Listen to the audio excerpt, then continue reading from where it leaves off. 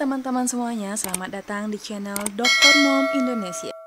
Assalamualaikum warahmatullahi wabarakatuh.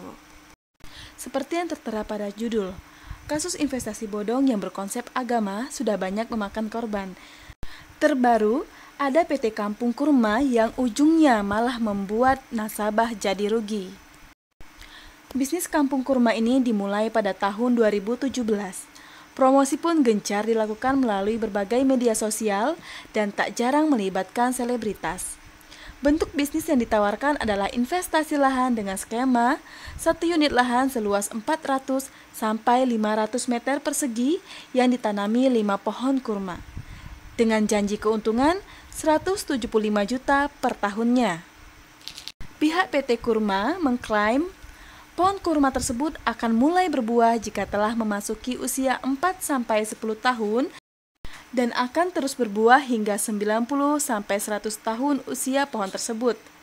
Dan lucunya, warga masyarakat diiming-iming janji tiap tahun pohon kurma akan berbuah. Selain itu, ada juga kapling kebun yang ditambah kolam berisi 10.000 bibit ikan lele.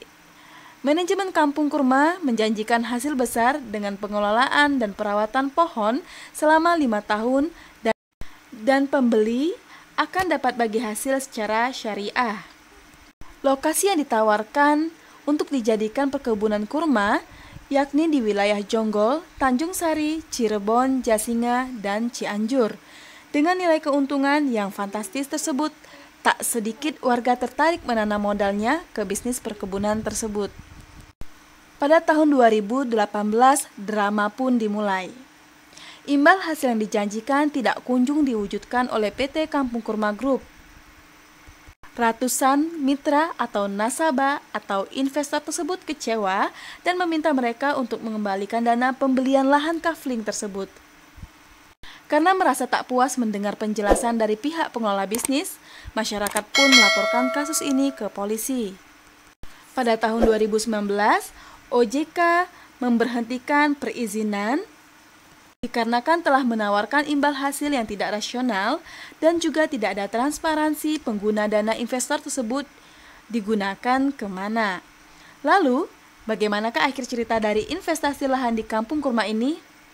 Ya, seperti kasus penipuan lainnya, maka Kampung Kurma Group digugat PKPU.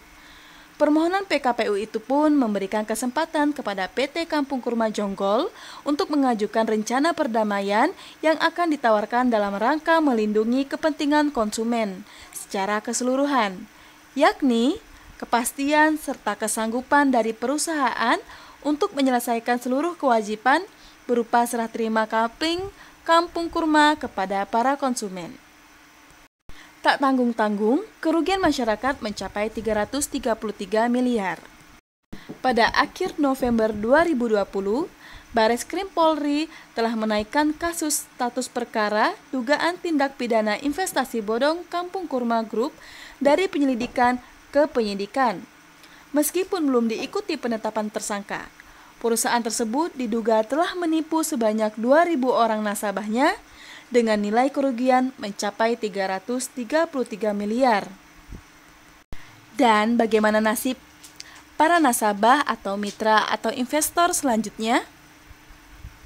Jika teman-teman semua melihat beberapa video yang telah saya sampaikan, maka akhir dari kasus ini tentunya sama saja, yaitu merugikan para nasabah, di mana perusahaan ini dinyatakan pailit.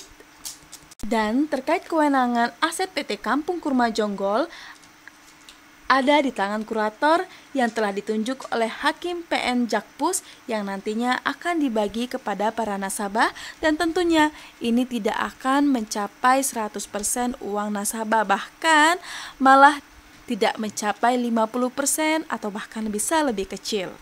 Oleh karena itu teman-teman semua, bijaklah dalam berinvestasi.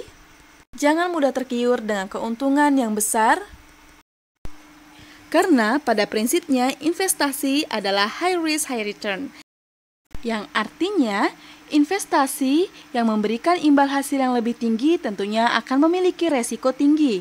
Dan sebaliknya, investasi yang memiliki resiko lebih rendah biasanya juga memiliki imbal hasil yang lebih rendah.